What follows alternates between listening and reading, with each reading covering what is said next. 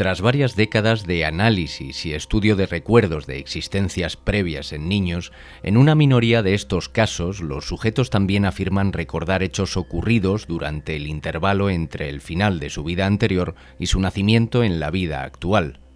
A pesar del rechazo a causa de la colisión creencial en Occidente, la apertura a la posibilidad del fenómeno es cada vez mayor, debido en gran parte a la rigurosidad en el análisis por parte principalmente de los doctores Jim Tucker y Ian Stevenson. Los niños que hablan espontáneamente sobre estos recuerdos comienzan a hacerlo a una edad muy temprana, generalmente comenzando alrededor de los 2 o 3 años, cuando comienzan a hablar, y terminando a la edad de 6 o 7. Algo que está reforzando y posicionando favorablemente el abordaje del fenómeno es el aporte de datos desconocidos que posteriormente son verificados. Es común que los niños describan la vida de un extraño en otro lugar para después verificar que murió un individuo cuya vida coincidía con la descripción y el nombre proporcionado por el niño. Nos referimos a ese individuo como la personalidad anterior. Estos casos a menudo incluyen otras características, además de las propias declaraciones. Numerosos niños han nacido con marcas de nacimiento o defectos de nacimiento que correspondían a heridas, generalmente fatales, sufridas por la personalidad anterior, y muchos de los niños muestran comportamientos relacionados con la existencia previa, como miedos, traumas y fobias relacionadas con la forma del fallecimiento. También se ven inclinaciones hacia el desarrollo prematuro y eficiente de una actividad desempeñada de forma activa por la personalidad previa. Los sujetos en estos casos tienden a hacer declaraciones más detalladas sobre la vida anterior que otros sujetos de casos de reencarnación, los cuales no proporcionan tantas puntualizaciones para facilitar el contraste de datos y asimismo tienden a recordar más nombres de esa vida.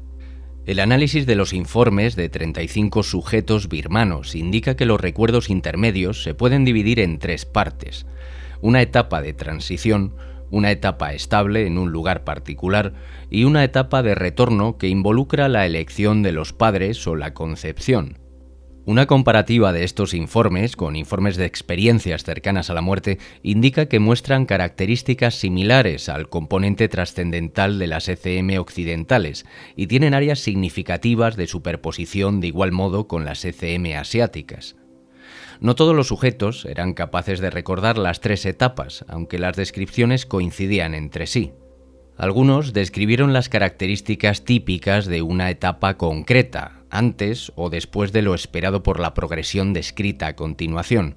Sin embargo, el formato que hemos utilizado se adapta a la mayoría de los casos y sirve como un plan de categorización preliminar adecuado, como trampolín para un análisis posterior. La primera etapa es descrita como etapa de transición y está relacionada con el mundo interior de la persona y el primer contacto con el estado extracorpóreo.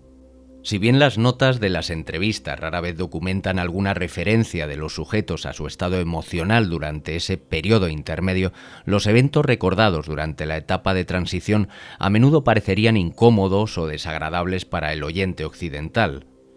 Los eventos y personajes descritos están asociados con la vida anterior. Los sujetos pueden ver la preparación del cuerpo de la personalidad anterior para el funeral o tratar de ponerse en contacto con familiares afligidos, solo para descubrir que no pueden comunicarse con los vivos.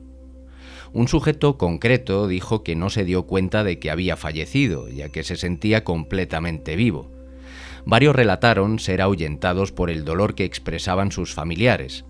Esta etapa a menudo termina cuando el sujeto es dirigido por una entidad, a veces representada como un anciano o un sabio. Por otro lado, los informes de ver o interactuar con otras personalidades desencarnadas son igualmente comunes. 7 de los sujetos lo describieron. Estos sujetos informan sobre diversos grados de comodidad durante este periodo.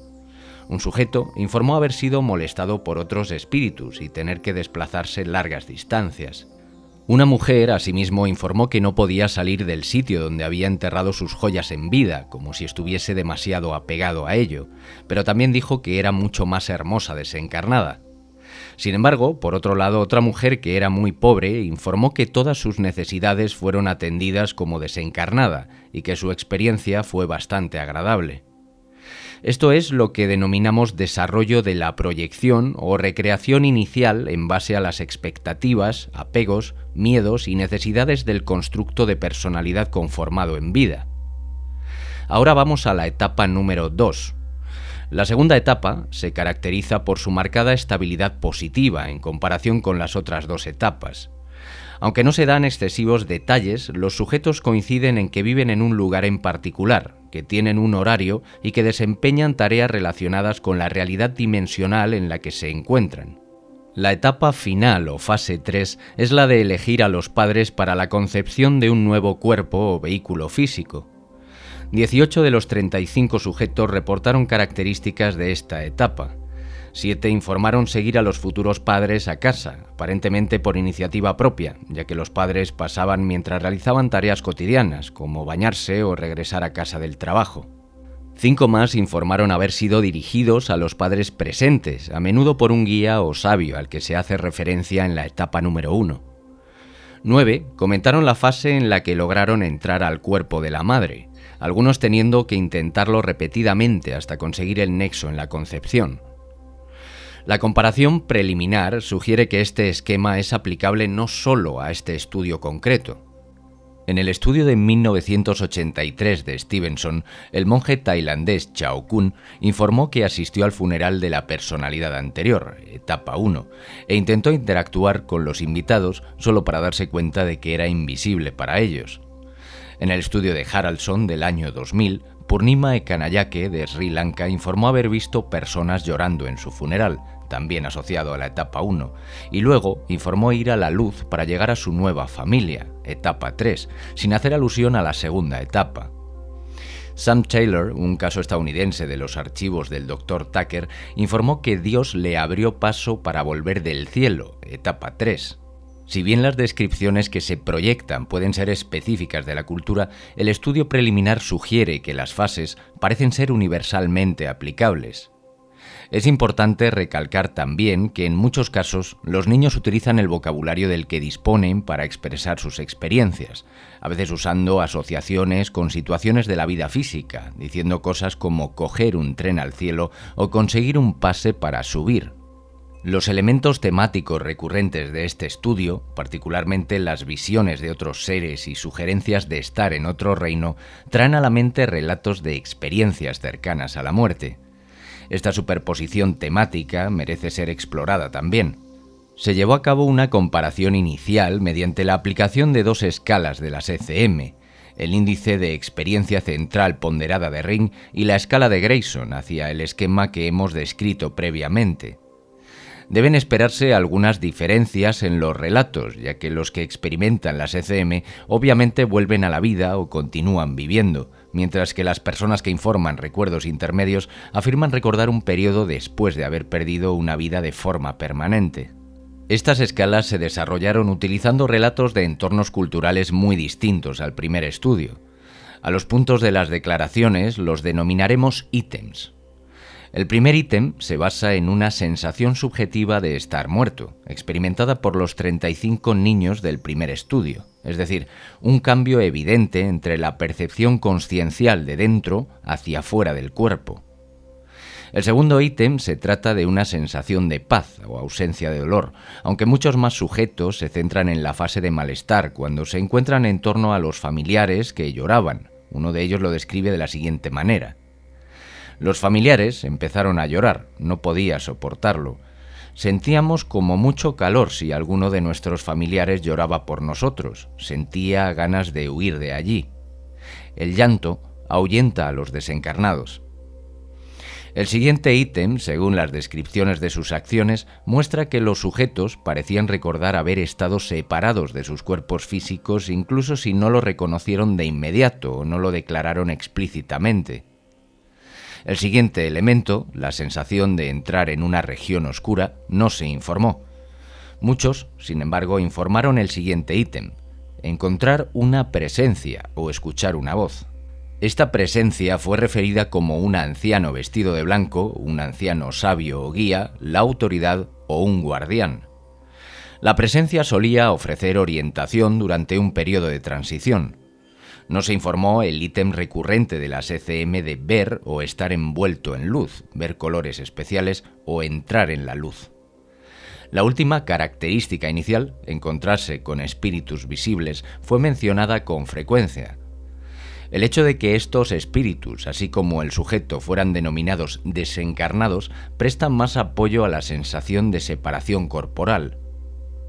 Los sujetos de estos estudios no hacían referencia a factores basales descriptivos de las ECM, como los cambios cognitivos, percepción diferente del tiempo o los pensamientos. Dos sujetos hicieron declaraciones que pueden indicar escenas pasadas que vuelven a ellos. Uno de ellos indicó que a los espíritus se les mostraban lugares donde habían vivido y se les preguntaba si añoraban esos lugares terrenales. Tampoco hacen demasiado hincapié en la característica sensación de comunión con todo de las ECM y se enfocan principalmente en esa primera fase de interacción con el mundo desde fuera del cuerpo. En esa primera transición no se reporta una intensificación de los sentidos, sino que se sienten igual de vivos que estando en un cuerpo físico. No obstante, sí reportan la capacidad de ver auras o emanaciones energéticas por parte de las personas durante su tiempo como desencarnados. Como se discutió anteriormente, muchos se encontraron con un ser o una presencia mística, como un anciano, sabio o guardián. Muchos también se refirieron a espíritus difuntos que vieron durante su periodo como desencarnados. En contraste con las ECM, ninguno informó haber llegado a una frontera o punto de no retorno, lo que quizás no sea sorprendente, ya que afirmaron haber muerto y no haber vuelto a la vida. Para resumir, ambas experiencias incluyen una sensación de estar muerto, encontrarse con una presencia a menudo denominada como anciano sabio y encontrarse con espíritus visibles, otros desencarnados o parientes fallecidos. La comparación destaca la relativa falta de hincapié en aspectos cognitivos, afectivos o paranormales. Sin embargo, se da una superposición considerable con respecto a los aspectos trascendentales de la interacción, ya que los elementos estructurales son casi idénticos. Las pocas comparaciones de ECM de las culturas hindú y budista igualmente sugieren que existen variaciones transculturales definidas a nivel de representación, aunque no así en lo que se refiere a los patrones estructurales de la propia experiencia. En este sentido, cabe recalcar que para la comparativa se han utilizado los registros de ECM estadounidenses y registros de recuerdos del intervalo entre vidas de casos asiáticos. Alan Kelleher revisó informes publicados de ECM no occidentales en el 93. Las únicas características exactas que Kelleher encontró en las ECM de todas las culturas fue la interacción con desencarnados y el ingreso a otra realidad trascendental. Es decir, aquello que coincide es la secuencia estructural de la transición, siendo influenciada en cómo se representa o proyecta, aparentemente por el bagaje vital y las expectativas sobre el más allá. Esta estructura basal se reporta igualmente en los estudios del intervalo entre vidas de Jim Tucker. De forma similar a los resultados de Kelleher, Satwan Parsicha encontró tanto similitudes como diferencias entre relatos transculturales de ECM. Tanto los sujetos indios como los estadounidenses informaron haber encontrado a parientes y amigos fallecidos, haber visto seres de luz o figuras religiosas, ser revividos a través de los pensamientos de personas amadas vivas, ser enviados de regreso desde el otro reino por un ser querido fallecido y ver su propio cuerpo físico mientras se encontraban en muerte clínica. Las dos últimas características no se encontraron entre los casos del norte de la India y, por lo tanto, pueden no ser características universales.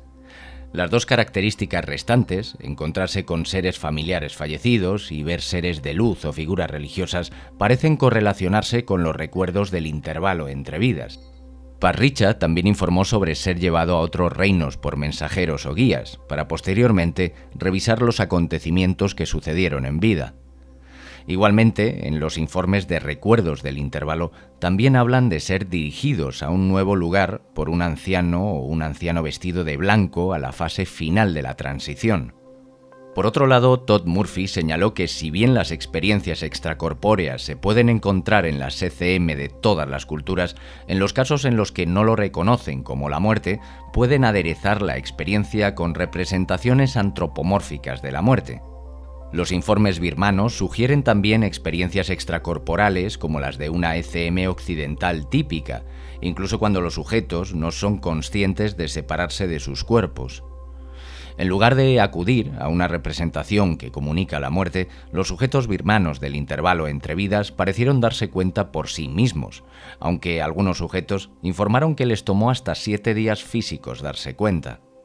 Los casos de recuerdos intermedios son un fenómeno llamativo, pero dado que los recuerdos en sí mismos suelen ser inverificables, no han sido un foco significativo de investigación hasta el momento. El análisis actual, sin embargo, sugiere que deben ser considerados cuidadosamente, dado que los niños que relatan tales recuerdos tienden a hacer declaraciones muy completas sobre la vida anterior que se pueden verificar a posteriori, y tienden también a recordar más nombres de la vida. Sus reportes de eventos del periodo intermedio parecen ser parte de un patrón secuencial, de una memoria más fuerte, como si el acceso a esa memoria tuviera un mecanismo diferente al ingreso corriente de información en el cerebro humano. Si bien las diferencias en los informes de ECM y del estado intermedio no deben pasarse por alto, las similitudes indican que los informes intermedios de los niños que afirman recordar vidas anteriores pueden necesitar ser considerados seriamente como parte del mismo fenómeno general. Si los informes intermedios son parte de un fenómeno general, ¿qué revelan sobre ello? Al igual que con las ECM, los informes muestran diferencias individuales y contienen características que parecen estar al menos culturalmente conectadas, si no culturalmente impulsadas. Sin embargo, parece haber una estructura universal que trasciende los patrones culturales. Esto incluye un reconocimiento de la muerte, ya sea a través de una experiencia fuera del cuerpo o mediante la visita de un presagio de la muerte. A menudo hay entonces una experiencia con espíritus o una visita a otro reino. A esto le siguen con frecuencia recuerdos de volver a la vida, ya sea en un nuevo cuerpo en los casos intermedios o llegando a un punto sin retorno y volviendo atrás en el caso de las ECM. Si bien los dos últimos temas pueden considerarse intentos de negar la realidad de la muerte, el primero difícilmente puede serlo. De hecho, el argumento de que los que experiencian el fenómeno crean sus fantasías de una vida después de la muerte como una defensa contra la confrontación con la propia muerte se debilita por los informes intermedios con la misma lógica estructural. Los sujetos en estos casos son niños pequeños que no han estado cerca de la muerte y de hecho no se cree que puedan comprender el concepto como tal. Sin embargo, sus informes tienen muchas similitudes con los informes de las ECM, lo que plantea un problema para las explicaciones psicológicas que se ofrecen sobre las ECM. Del mismo modo, las explicaciones neurofisiológicas que se han ofrecido no pueden explicar los informes similares de niños pequeños sanos. Se necesita trabajar más con los casos de memoria intermedia. Particularmente los recuerdos verificables del entorno físico, tanto en ECMs en muerte clínica como en recuerdos del estado intermedio antes de la concepción del individuo, presagia que poner una mayor atención en este segundo sector del fenómeno puede muy probablemente proporcionar información adicional valiosa y sólida con respecto al desarrollo de la estructura profunda de las ECM.